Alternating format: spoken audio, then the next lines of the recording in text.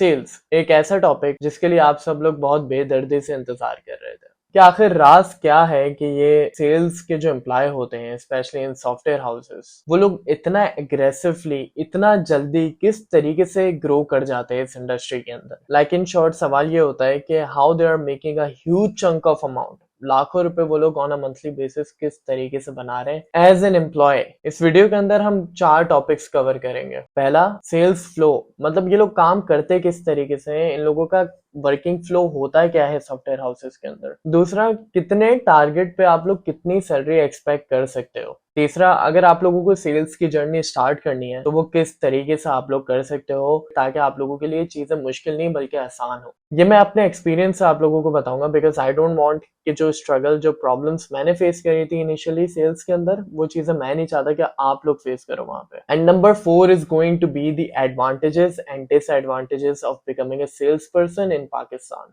Now coming to the first point कि sales flow होता क्या है, ये काम किस तरीके से होता है। हम लोगों को ये लगता है कि सेल्स जो होती है वो नॉर्मली ऐसे होती है कि बस टीम बैठी हुई है, they are just selling the things, लेकिन ऑनेस्टली ऐसा नहीं होता है। सेल्स के अंदर भी डिफरेंट कैटेगरीज होती हैं। देयर आर 3 कैटेगरीज जो कि सेल्स डिपार्टमेंट के अंडर आती है। पहली, फ्रंट सेल्स, दूसरी up sales and third project management. Project management को भी आप सेल्स डिपार्टमेंट के अंदर काउंट करते हो, वो आप लोगों को पता चलेगा क्यों, वो मैं आप लोगों को बताऊंगा अभी। तो बेसिकली जैसे मैंने अपने पुराने वीडियोस में आप लोगों को हमेशा कहा है कि जो सेल्स होती है वो सॉफ्टवेयर हाउस या किसी भी कंपनी का एक कोर होता है, ठीक है, क्योंकि वो लोग पैसे जनरेट करते हैं कंपनी के लिए, वो लोग क्लाइंट्स लेकर आते हैं कंपनी के अंदर जो लोग पे करते हैं उनको, और जिनकी वजह से जो क्रिएटिव फील्ड से रिलेटेड लोग बैठे हुए होते हैं, चाहे वो डेवलपर हो, डिजाइनर्स हो, एडिटर हो, कोई भी हो, उन लोगों को फिर काम जाता है, वो लोग फिर पैसे बनाते हैं। बट अगर हम सेल्स की कैटेगरी के अंदर की बात करें तो उन तीनों में आपकी जो फ्रंट सेल्स होती है वो आपकी कोर होती है, क्योंकि front sales is the most important thing when it comes to any business specially software houses. Front seller जो होता है उसका काम सबसे ज्यादा मुश्किल होता है। Basically his job is to bring new clients on board. Let's say कि अगर कोई क्लाइंट कहीं पे भी किसी भी सोशल प्लेटफॉर्म पे किसी भी वेबसाइट पे अपनी रिक्वायरमेंट डालता है कि भाई मुझे स्टार्टअप करना है अपना, लेट्स से, और मुझे ये चीज चाहिए उसके लिए, तो there will be tons of people reaching out to him. कोई उसको ईमेल पे रीच आउट कर रहा होगा, कोई उसको कॉल कर रहा होगा, कोई उसको टेक्स्ट कर रहा होगा। जस्ट इमेजिन कि आप क्लाइंट हो, आप कहीं पे रिक्वायरमेंट डाल रहे हो, उसके बाद आपको बहुत सारे लोग रीच आउट कर रहे हैं एंड देन उसके बाद आप लोगों को डिसाइड करना है कि आप लोग किस बंदे के साथ, किस कंपनी के साथ काम करना चाहोगे। तो basically as a front seller आपकी जो प्रोबेबिलिटी होती है सेल करने की वो बहुत लो होती है, क्योंकि उस क्लाइंट को ऑलरेडी काफी लोग रीच आउट कर रहे हैं। बट अगेन ऐसा टोटली नहीं होता। It also depends on a skill level of that particular front seller. वो फ्रंट सेलर अगर ट्रेंड है, वो एक्सपीरियंस्ड है, उसे पता है कि क्लाइंट्स को किस तरीके से ऑन बोर्ड लेकर आना है, किस तरीके से उनको कन्विंस करना है, तो वो कुछ ना कुछ करके अपनी प्रोबेबिलिटी इंक्रीज कर देते हैं उस सिचुएशन के अंदर कि क्लाइंट उनके साथ काम करने लग जाए।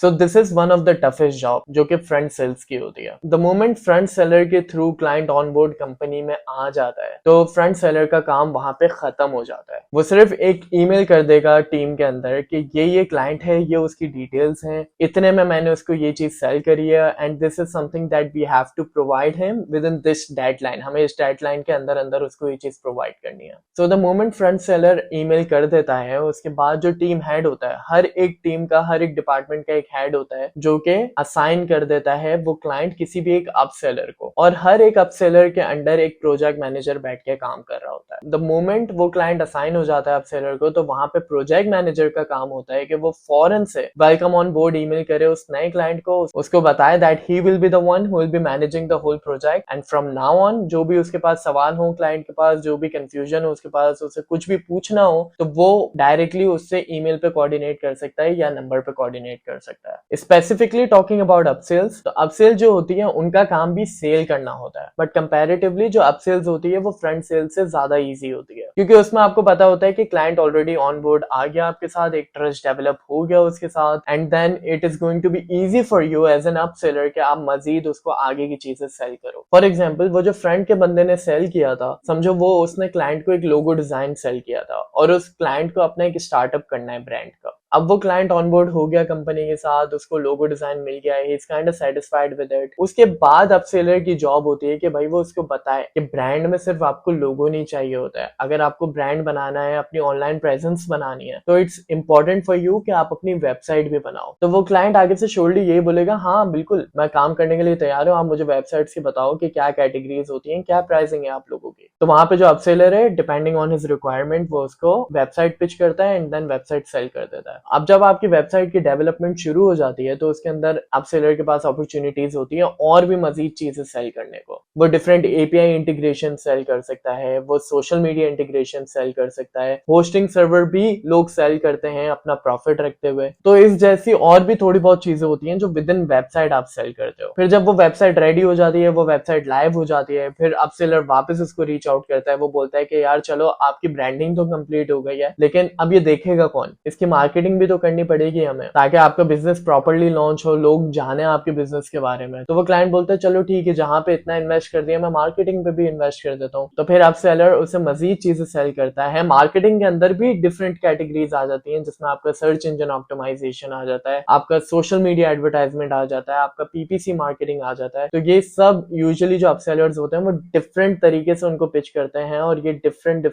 उनको मार्केटिंग स्ट्रेटजीज सेल करते हैं। तो इस वजह से जो अपसेलर होता है उसकी जॉब इजी होती है compare to the front seller, क्योंकि फ्रंट वाला जो बंदा होता है वो एक क्लाइंट को सिर्फ एक दफा ही सेल कर सकता है जो कि फर्स्ट टाइम होता है, और उसके बाद जो अपसेलर होता है वो मजीद उसको चीजें सेल कर रहा होता है। वो एक ही क्लाइंट को 10-10 चीजें सेल कर सकता है जिसकी वजह से वो अपना टारगेट इजीली अचीव कर सकता है compare to the front seller. अब ये जो सारा प्रोसेस इतना स्मूथली चल रहा है ये किसकी वजह से चल रहा है? वो चल रहा है प्रोजेक्ट मैनेजर की वजह से। प्रोजेक्ट मैनेजमेंट जो आपकी जॉब है वो खुद ही अपने नाम से आपको बताती है कि उसकी जॉब क्या है बेसिकली। तो कोई भी चीज अगर क्लाइंट को सेल हो रही है तो उसको टाइम पे वो चीज डिलीवर करना, डेली क्लाइंट के साथ कम्युनिकेशन करना, उसको अपडेट देना चीजों के बारे में, उसको डिफरेंट एडवाइसेस देना, उसके साथ एक अच्छी बॉन्डिंग क्रिएट करना, ये काम होता है प्रोजेक्ट मैनेजर का। और अगर इन हाउस की बात करें तो प्रोडक्शन से वो काम करवाना जल्दी, ये भी काम होता है प्रोजेक्ट मैनेजर का। तो बेसिकली ये ओवरऑल आपका वर्क फ्लो होता है एक सेल्स डिपार्टमेंट के अंदर। अब हम बात करते हैं सैलरीज के बारे में कि आप लोग कितना एक्सपेक्ट कर सकते हो सैलरीज। लेट्स से कि एक फ्रंट सेलर है और एक अप सेलर है, ठीक है, दोनों के ऊपर टारगेट है $10,000 का। तो इस सिचुएशन में जो फ्रंट सेलर होगा इसको ज्यादा प्रायोरिटी दी जाएगी, इसकी ज्यादा वर्थ होगी उस इंडस्ट्री के अंदर, उस कंपनी के अंदर। उसका रीजन ये है कि वो सबसे मेन काम कर रहा है, उसकी सबसे मेन जॉब है कि वो नए क्लाइंट्स ऑन बोर्ड लेकर आ रहे हैं। इवन अप सेलर भी $10,000 हिट कर रहा है और फ्रंट भी उतना ही कर रहा है, बट इनकी सैलरीज में बहुत ह्यूज डिफरेंस होता है। तो इन एन एवरेज अगर मैं आपको बताऊं, जो फ्रंट सेलर है अगर उसके ऊपर $10,000 का टारगेट है तो उसकी जो एवरेज सैलरी होगी that is going to be somewhere between 4 lakh to 6 lakh rupees,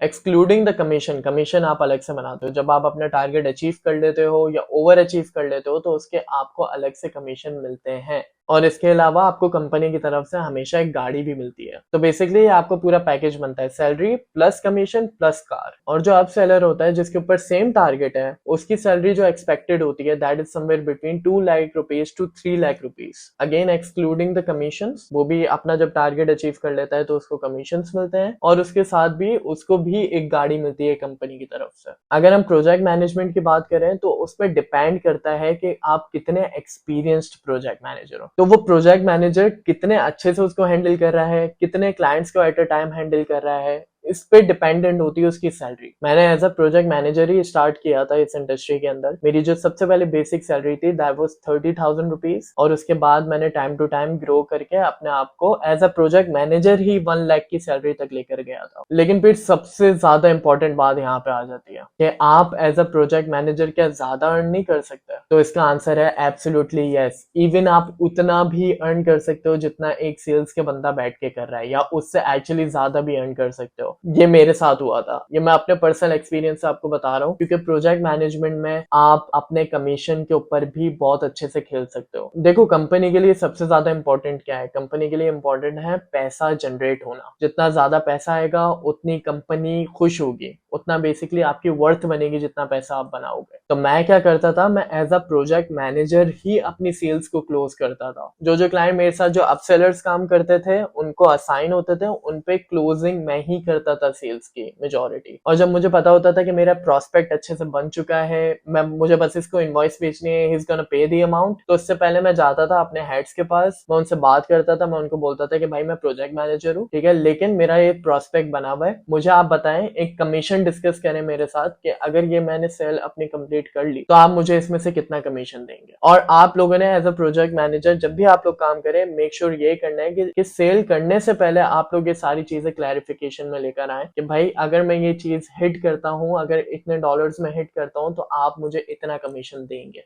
तो आप लोग अगर इस इंडस्ट्री के अंदर जाते हो तो इसमें सिर्फ और सिर्फ आपकी स्किल मैटर नहीं करती, बल्कि आप अपनी with in that software house कितनी अच्छी पीआर बनाते हो, कितनी अच्छी बातचीत बनाते हो हेड्स के साथ, वो भी आपकी चीज मैटर करती है, ताकि आप ओपनली उनसे बात कर पाओ रिगार्डिंग द सेल्स जो आप मार सकते हो और उसकी बेसिस पे जो आपको कमीशन मिल सकता है। मैंने literally as a project manager $20,000 भी on a monthly basis hit करे, जिसकी बेसिस पे मेरी सैलरी से 5-6 गुना ज्यादा मुझे कमीशन मिलता था। अब आपके दिमाग में एक सवाल आएगा कि भाई अगर आप as a project manager sell कर रहे, अगर आप क्लोजिंग कर रहे हो, तो सब सेलर का क्या होगा? वो तो प्रॉब्लम्स क्रिएट करेगा क्योंकि क्लाइंट्स तो उसको असाइन हो रहे हैं। तो उसकी क्लैरिफिकेशन ये है कि जो भी आप as a project manager sell करते हो, वो अमाउंट आपके नाम के अंडर काउंट नहीं होती है, वो अमाउंट उसी अप सेलर के अंडर काउंट होती है जिसको ये क्लाइंट असाइन हुआ था। सो लेट्स से अगर मैं एज अ प्रोजेक्ट मैनेजर $1,000 की कोई भी सेल करता हूं, तो वो $1,000 उसके टारगेट में इंक्लूड होगा जो अपसेलर के ऊपर है। तो अगर मैं as a project manager closing भी करूं तो वो चीज अपसेलर के फायदे में ही होगी क्योंकि उसके टारगेट में वो चीज इंक्लूड हो रही है। अब आपके दिमाग में एक और सवाल आ रहा होगा कि भाई अगर आप प्रोजेक्ट मैनेजर इतनी अर्निंग कर रहे हो, आपके ऊपर कोई प्रेशर भी नहीं है एज अ प्रोजेक्ट मैनेजर, आपके ऊपर कोई टारगेट भी नहीं है, फिर भी आप कमीशन बेस पे काम कर सकते हो, तो ये सोच आप लोगों की नहीं होनी चाहिए, क्योंकि when it comes to sales तो आप हर महीने सेल नहीं कर सकते। आपका graph up and down aggressively चल रहा होता है हर महीने के हिसाब से। तो आप जब अपने आप को प्रमोट करते हो आप सेलिंग की तरफ, फ्रंट सेल्स की तरफ, उसमें आपका फायदा ये होता है कि नो मैटर व्हाट आप अपना टारगेट अचीव करो या नहीं करो, आपकी जो बेसिक सैलरी है वो आपको मिलेगी ही मिलेगी। एज अ प्रोजेक्ट मैनेजर अगर मैं आपको अपनी अचीवमेंट बता रहा हूँ तो वो हमेशा नहीं हुआ है, वो कुछ सर्टेन महीनों में हुआ है जिसकी वजह से मुझे कमीशन मिले थे। तो ये हमारी सैलरी वाली चीज कवर अप हो गई सारी। अब हम लोग बात करते हैं कि अगर आप लोग बिगिनर हो और आप लोगों को सेल्स के अंदर जाना है, तो आप लोग ये एक्सपेक्ट नहीं कर सकते कि आप लोग डायरेक्टली अप सेल्स में जाओगे या फ्रंट सेल्स में जाओगे। आप लोगों को हमेशा स्टार्ट जो है वो अपनी प्रोजेक्ट मैनेजमेंट से स्टार्ट करना पड़ेगा, एक बेसिक सैलरी के साथ करना पड़ेगा। जब मैं काम करता था तो बेसिक सैलरी वाज लाइक 30,000 एक बिगिनर के लिए, लेकिन आज it is like around 40 to 50,000 rupees as a project manager अगर आप एज अ बिगिनर स्टार्ट करते हो उसमें। एंड फिर it depends on your personal performance कि आप एज अ प्रोजेक्ट मैनेजर कितना एग्रेसिवली ग्रो करो और अपने आप को इंक्रीमेंट्स की तरफ लेकर जाओ। तो मैं हमेशा आप लोगों को यही सजेस्ट करूंगा, अगर प्रोजेक्ट मैनेजर आप बन रहे हो और आपने देखा कि 1-2 महीने आप लोगों ने सेल्स कर ली, क्लोजिंग कर ली,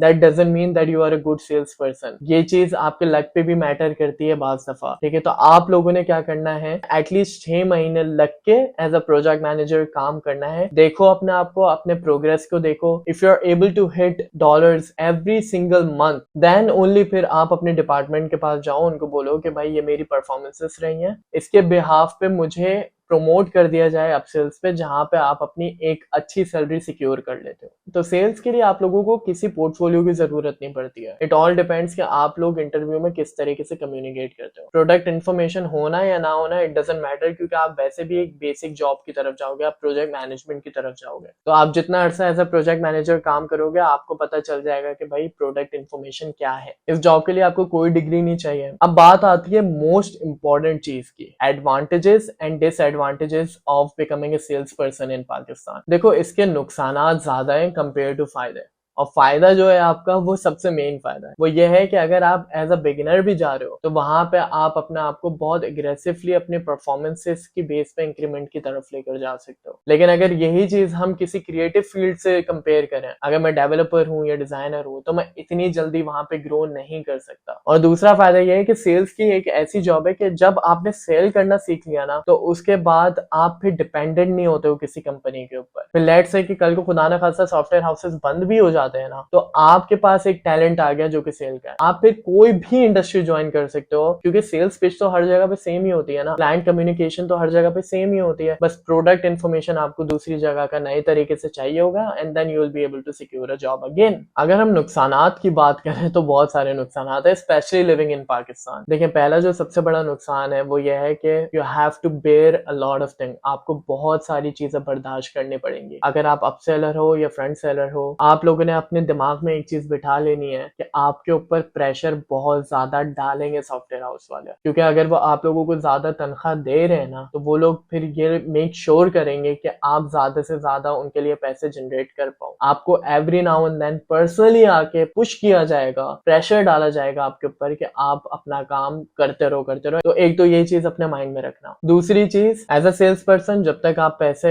लाते रहोगे कंपनी में, आपकी वाह वाह होती रहेगी। द मोमेंट आपका थोड़ा सा भी डाउनफॉल आए ना, वहां पे फिर आप रिस्क की तरफ चले जाते हो। आपने पिछले काफी महीनों से अगर अपनी इमेज अच्छी बनाई हुई है, आपने डॉलर्स अच्छे से हिट करे हुए, और एक दो महीना आपका लेट से डाउन चला जाता है, which is very normal in this field, तो वहां पे थोड़ी बहुत लीलियंसी आपको मिल जाती है। बट अगर आप एज अ न्यू सेलर गए हो और ये चीज आप लोगों को फेस करनी पड़ रही है, तो हो सकता है कि आपकी जॉब वहां पे रिस्क पे आ जाए। हो सकता है या तो आपको डिमोट कर दिया जाएगा, या तो आप पे से टारगेट कम कर दिया जाएगा, या तो फिर आपको रिप्लेस कर दिया जाएगा किसी और बंदे के साथ। तो ये एक रिस्क फैक्टर हमेशा जरूर रहता है बिकमिंग अ सेल्स पर्सन। अगर हम थर्ड नुकसान की बात करें, जो कि सबसे मेजर इशू है, जिसकी वजह से मैं हमेशा आप लोगों को यही सजेस्ट करूंगा कि इस चीज को अपने लॉन्ग टर्म के लिए लेके मत चलना। ठीक है, करो, पैसा बनाओ जितना बना सकते, लेकिन लॉन्ग टर्म के लिए ना आपको अपनी ये आदत नहीं बनानी है। आप लोगों ने हमेशा माइंड में यही रखना है कि यहाँ से अच्छा खासा पैसा बनाने के बाद I have to do something else, अपना कोई काम करना है, मुझे यही काम भले अपना करना है लेकिन अपना करना है।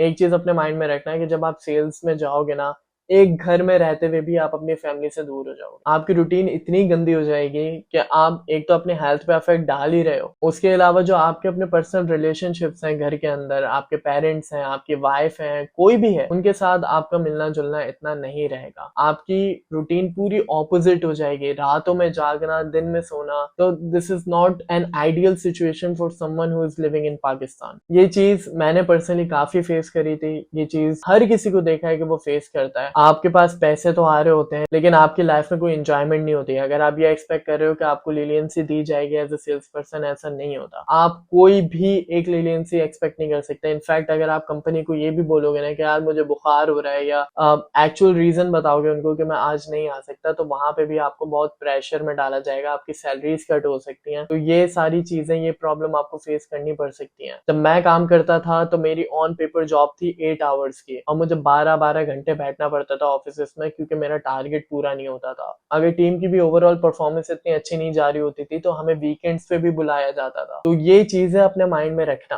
तभी कहते हैं कि sales is one of the toughest job in the world. It's not just because आप पैसे किस तरीके से बना रहे हो, आप क्लाइंट से किस तरीके से कम्युनिकेट कर रहे हो, but it also because of your personal routine. आप अपने आप को किस तरीके से हैंडल कर रहे हो उन सारी सिचुएशंस के अंदर। और ये सारी चीजें मैं आप लोगों को इसलिए बता रहा हूँ ताकि आप लोग एक प्रॉपर डिसीजन बना पाओ। ये चीजें मुझे किसी ने नहीं बताई थी जब मैंने ज्वाइन किया था। ये चीजें मुझे तब पता चली थी जब मैंने पर्सनली इन चीजों को फेस किया था, और विद इन फर्स्ट 2 मंथ्स मैंने ये चीज डिसाइड कर ली थी कि मुझे लॉन्ग टर्म यहाँ पे काम नहीं करना। और अल्लाह का शुक्र है, जितना मैं वहां पे कम टाइम में सीख सकता था मैंने सीखा, और अपने आप को उस दलदल से निकाला मैंने। और मैंने यही काम अपना स्टार्ट किया, जहाँ पे मैं बैठ के अपनी मर्जी से क्लाइंट को टैकल करता हूँ, अपनी मर्जी से अपने टाइम पे काम करता हूँ, और उसके साथ साथ अपनी पर्सनल लाइफ पे भी इजीली फोकस कर पाता हूँ। तो अपना भी हमेशा मेन गोल ये रखना। लेकिन यस, स्टार्टिंग में आप लोगों को स्ट्रगल करनी पड़ेगी अगर आप लोगों को अग्रेसिवली एक अच्छी अमाउंट बनानी है।